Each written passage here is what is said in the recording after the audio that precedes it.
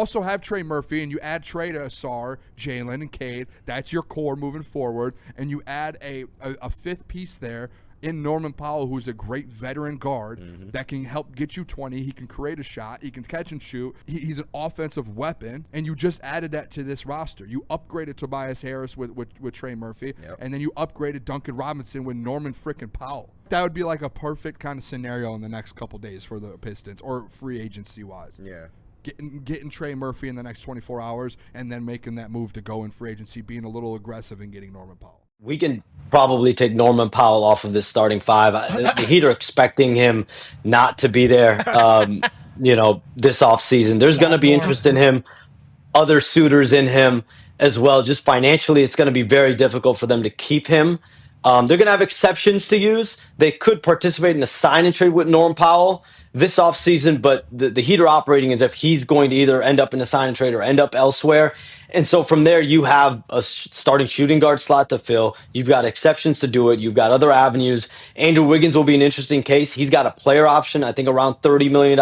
Does he opt into that? Does he opt out? Do you do a lesser deal but more years? That's on the table for them, but they know they have to fill this roster out. My understanding, talking to people in Miami, shooting, and more shooting. They are on the clock. Listen to me closely. You can't have Andrew Wiggins, former #1 overall pick, leave championship. Karl Anthony Towns, leave championship. Kevin Garnett, leave championship. And the thing that stands out the most is that y'all chose Rudy over Towns because of the 2nd April. And y'all traded Towns away, and now this motherfucker has a championship. But Jimmy Butler told him that. Jimmy Butler told him to get him out of there, too. Yeah, and guess what? Everything come out of Jimmy's mouth ain't the gospel. You know what I'm saying? No, I agree. Yeah. I'm with you. But what I'm saying is, Ant-Man gonna be looking like, hey, man, hey, man, he about to go to the A. They better stop playing. He gonna end up in the A. You know he want to go back to the A. 1,000 rumors that's being out there for the Detroit Pistons. It's a bunch of rumors that's out there. Kind of when you start to talk about Norman Powell, Tyler Herro still an option. They said Bobby Portis. They might be trying to reroute Bobby Portis from Miami to here. Who else we had? Anthony Edwards got a rumor out there. Jaylen Brown got a rumor. We start off with those two rumors. I'm going to be really quick. Check out Detroit Pistons Talk playlist with those rumors. So Anthony Edwards is believed that he can force his way out of Minnesota. He ain't happy right now. Apparently ever since Cat left and watching Cat win a championship, he ain't happy, and he could be the next superstar on the block. So, I mean, if I'm the Pistons, I'm willing to give up a lot to be able to land him, in my opinion. So, if I'm the Pistons, yeah, I'm trying to land that. But I know right now it's probably you looking at the summer of 2027 at the earliest. So, but yeah, maybe the Pistons hold on to some assets and then ante up towards 2027. But in general, you probably thinking Atlanta, you thinking New York, you thinking the Los Angeles Lakers. You probably thinking those markets, maybe the Miami Heat. You thinking markets like that he possibly would go to be honest with you. But I think people really keeping an eye on it. But Jaylen Brown, I heard somebody say beef stew and 3 first-round picks and carrots. I'm like, nah. I think it's to the fact that I don't know if Jaylen Brown and Tatum really beefing. That's a rumor. If they did, the media manipulated them. But I think it really boils down to the organization, and Brown got beef. And I think what it really is that they don't want to pay that contract. They got new ownership. They don't want to pay the contract. And think about how much they have a lot of dislike or disdain for Jaylen Brown. You would rather just roll with Jason Tatum coming off of ACL. And maybe they just going to rebuild in Boston. They already won a championship. New ownership come in. They don't care about winning. And but, Jaylen Brown being a proud black man, Boston ain't the city for him. Detroit would be perfect for him. If I'm Detroit, I turn my attention to that. I'm putting Herro, Powell. I'm putting all them on the back burner. I'm turning my attention to how can I land Jaylen Brown in Detroit, and they can make it happen. The thing about it is making the salaries work, and that's the only reason this deal won't happen. It's because in general, the rule of thumb is you got to give up Asar Thompson because you got to pay him. So you got to give up. Jalen Duren has to be gone. However you feel about it, Jalen Duren has to be gone in this scenario to add a $350 million contract to the fold. Now, after that, if you can keep Asar Thompson to an extension and go into, that's the problem, is absorbing that contract, putting it with Cade. You know what I'm saying? It's going to be about $100 million more than what you give, I'm just guesstimating, Jalen Duren. I mean, so at the end of the day, you might have to get rid of Asar Thompson. You might have to get rid of Jalen Duren. Are you ready to, put Ron Hollins in that position?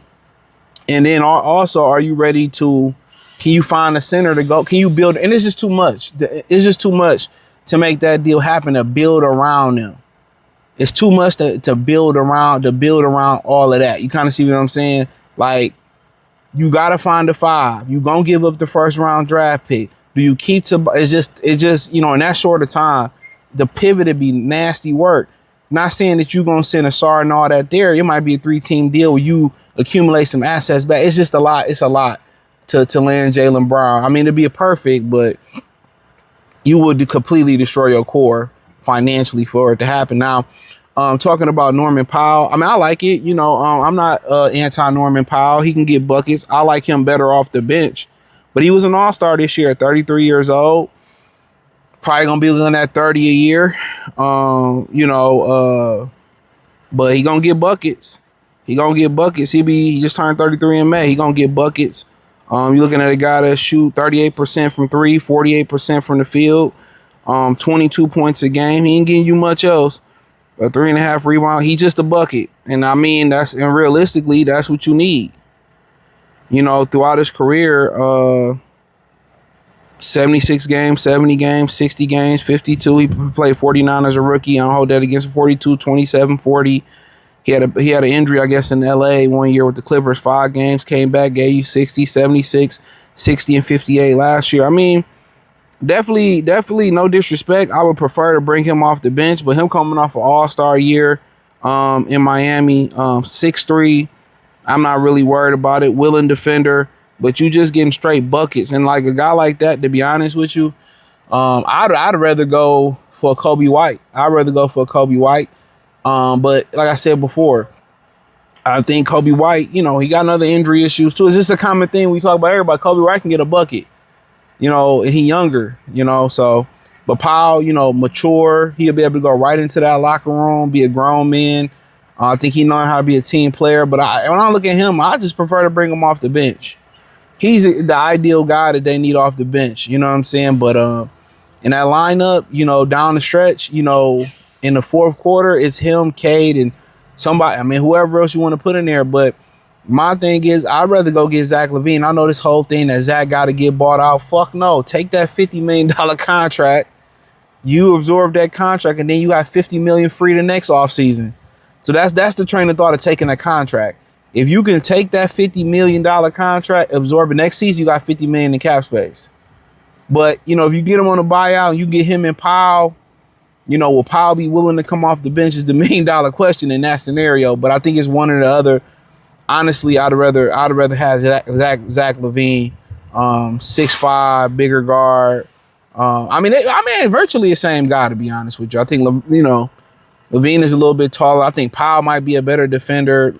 LaVine might be a little bit, regardless.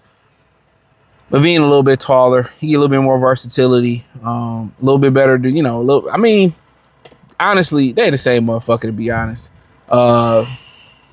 It don't really matter. If you ain't gonna give up nothing for Lee, you gonna give up nothing for Powell. Now, if you throw Herro in there, you gotta pay Herro. Eventually you're gonna pay somebody. You're gonna pay Powell for, if you want to come to Detroit, you're gonna pay Herro to stay in Detroit. You gotta give up something. Or you're gonna pay what's old buddy name, Zach LaVine eventually if it work out. So you're gonna pay somebody. Quite frankly, out of the three, if you had to really ask me, I'd rather have LaVine. I'm a LaVine fan. I'm gonna be hella biased, but I like what he can do. Perfect fit, come in, got size on him, can get a bucket, can shoot it, can score it, can finish at the rim. Defensively, I think I'm not sure, but I just feel Norman Powell is a better defender than all three. So I'm cool with Powell. I'm not gonna knock it. If they get Powell, I think they need a little bit more off the bench too. Like another guy like Powell off the bench that can score. I'm fine with it. But Herro, if they get Herro, I'm completely fine with it.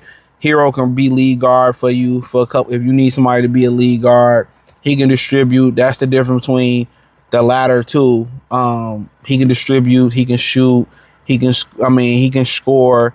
Just durability. Once again, is a common thing we talk about these guys with durability. But when you start talking about being a constant professional, one thing about Norman Powell, he's been a constant professional. So if I know somebody's going to easily integrate into the locker room, it's going to be Norman Powell. So I that's this how I feel. I'm not saying Levine or Powell is or Levine or Herro a bad guy. I just know the transition that Powell gonna make in Detroit should be great. But you know, I don't have no issue with somebody wanting Herro, somebody wanting Levine, somebody Powell.